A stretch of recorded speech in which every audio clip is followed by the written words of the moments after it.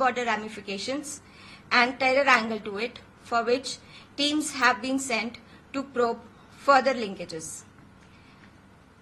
Total 104 cases have been registered since 2022, in which 2500 kg poppy straw, 10 kg charas, 200 grams heroin and 200 tablets have been recovered in district Ramban.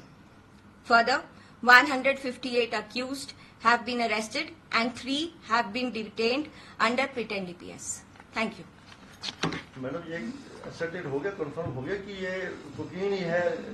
As I said, it is cocaine like substance, prima facie, जो दिखने में लग रहा है. बाकी FSL की report जो है वही कम्प्लीटली इसको बाद में वेरीफाई करके बता पाएगी.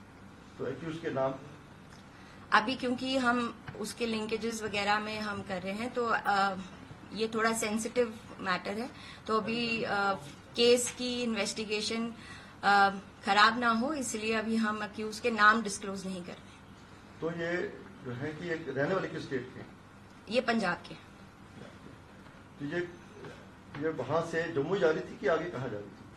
मैं वही कहा कि because of the sensitive nature of the case अभी हम आगे का नहीं बता पा रहे हैं, सो दैट हम अपने forward and backward linkages without any hiccup हम उनको वहां तक पहुंच सके. तो ये कैसे असरटेन हो गया कि narco terrorism is simple, how it is different from ordinary simple smuggling to this narco terrorism? क्योंकि जहां से इन्होंने ये लिया है वो LOC के पास का ही डिस्ट्रिक्ट है, और जो उसके ऊपर जो हमने जब वो सीज किया है पैकेट्स, तो उस पे जो कुछ स्टैम्प्स वगैरह लगी थी उससे हमें असर्टन हो गया कि वो क्रॉस बॉर्डर से ही आया है.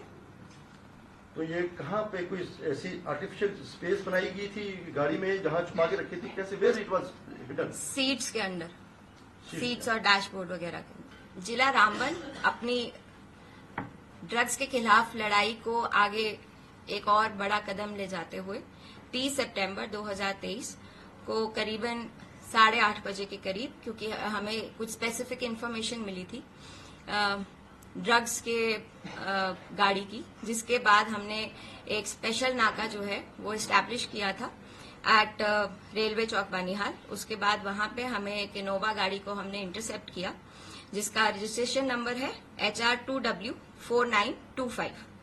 ये कश्मीर से जम्मू की तरफ जा रही थी, और जब इसको इंटरसेप्ट किया और इसकी सर्च करी तो इसमें 30 किलो के करीब कोकेन जैसा दिखने वाला सब्सटेंस पाया गया, जिसकी इंटरनेशनल ब्लैक मार्केट में कम से कम 300 करोड़ की वैल्यू आंकी जा रही है, और 2 लोगों को इसके अंदर हमने अरेस्ट किया है. इसके बाद केस FIR नंबर 242/2023 ये रजिस्टर किया गया अंडर सेक्शन 8, 21, 22, 29 NDPS, और PS बानीहाल में इस केस का रजिस्ट्रेशन हुआ है और आगे की कार्रवाई की जा रही है. अभी के अनुमान से ये लगता है कि ये केस में क्रॉस बॉर्डर रैमिफिकेशंस हैं और एक टेरर एंगल भी है, जिसको हमारी टीम्स जो हैं वो निकाल दी गई हैं, वो आगे की इन्वेस्टिगेशन जारी रख रही हैं. जिला रामबन में मैं आपको बता दूं कि अभी तक 2022 से लेके 104 केसेस NDPS के लगे हैं, जिसमें 2500 kg पॉपी स्ट्रॉ, 10 किलो चरस, 200 ग्राम हेरोइन और 200 टैबलेट्स को रिकवर किया गया है. साथ ही साथ 158 अक्यूज्ड अरेस्ट किए गए हैं और 3 को पिट NDPS में प्रिवेंटिव डिटेंशन में जेल भेजा गया है. Thank you. जैसे कि मैंने बताया कि कल हमें कुछ स्पेसिफिक इन्फॉर्मेशन थी कि एक गाड़ी आ रही है जिसके अंदर ड्रग्स हो सकते हैं, और हमने जब उस गाड़ी को इंटरसेप्ट किया और उसकी सर्च की तो हमें 30 किलो के करीब कोकेन जैसा दिखने वाला सब्सटेंस वो हमने रिकवर किया है, और साथ में 2 अक्यूज को अरेस्ट किया है. इंटरनेशनल ब्लैक मार्केट में ये 30 किलो कोकेन की कीमत कम से कम 300 करोड़ आंकी जा रही है. तो ये पाकिस्तान से सारी आई है या? ये अभी इन्वेस्टिगेशन का मैटर है जो कि आगे मैं बता पाऊंगी. अभी ये काफी जल्दी होगा कहना कुछ. इतनी ज्यादा मात्रा में कोकीन आना, आपको लगता है कि मिलिटेंसी एक्टिविटीज में भी?